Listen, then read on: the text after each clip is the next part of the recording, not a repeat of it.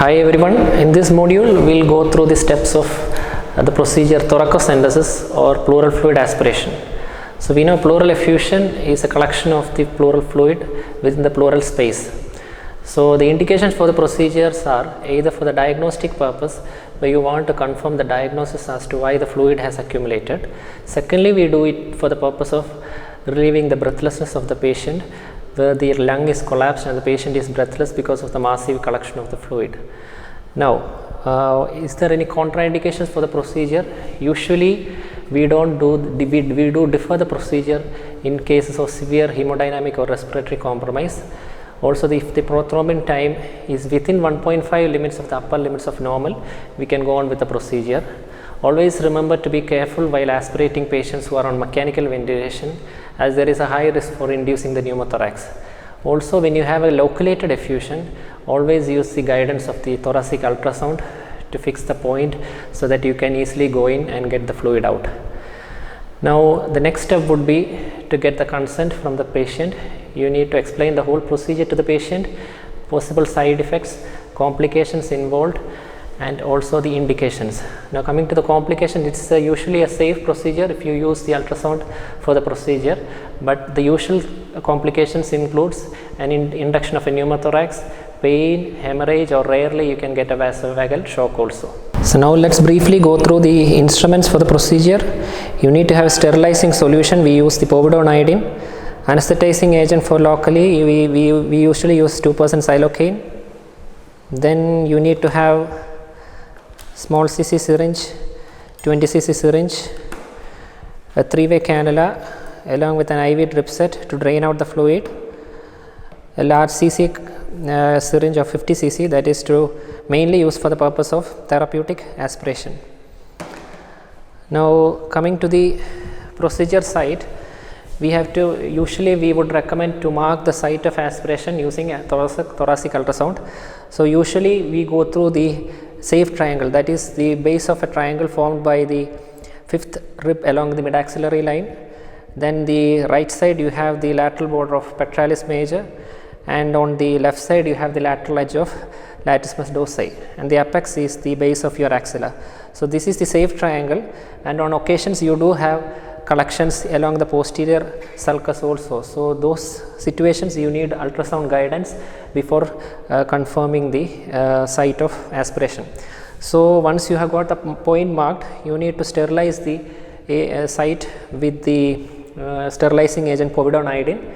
And before that, coming to that, you need to have the patient position. You can either do the procedure with the patient sitting up with 45° with the ipsilateral hand over the ipsilateral shoulder, or you can even have the patient made to sit up along the edge of the bed with the hands resting off the table so that your axillary area is exposed.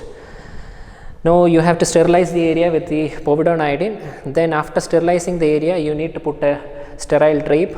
Then you need to locally anesthetize the patient using 2% xylocaine. You need to go in through the skin, then you need to go in through the subcutaneous tissue, then the intercostal muscles, and then once you reach the pleura, you need to aspirate and see whether you are in the space. So if you are in the space, you get a small fluid aspirated, and then you need to anesthetize that area also, because the pleura is also sensitive, especially the parietal pleura.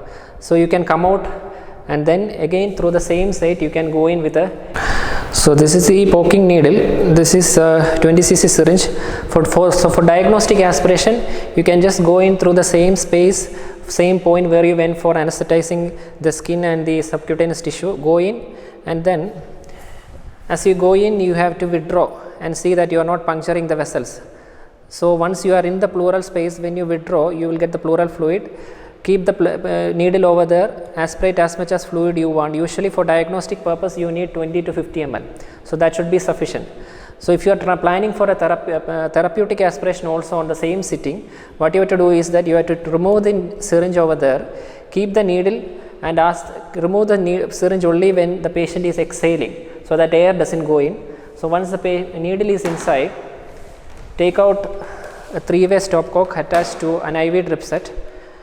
Fix the needle,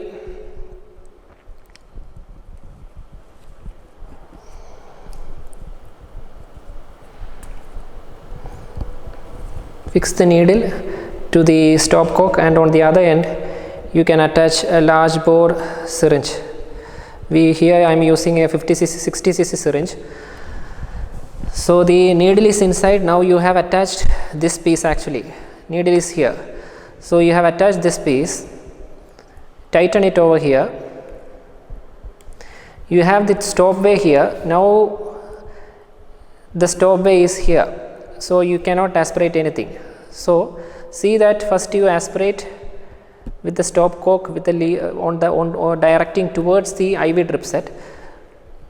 So you can aspirate like this. If you point towards the needle, then it is stopped.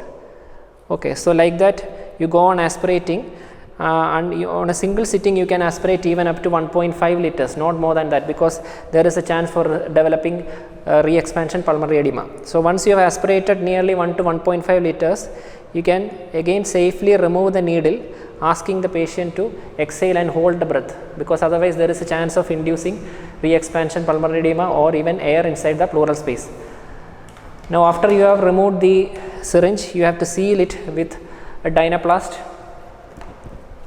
so that the area is sterile and there is no chance of introducing the infection. So unless there is multiple poke at a single time, or the patient is not breathless after the procedure, you don't need a check X-ray after the procedure. So that ends the procedure of pleural tapping.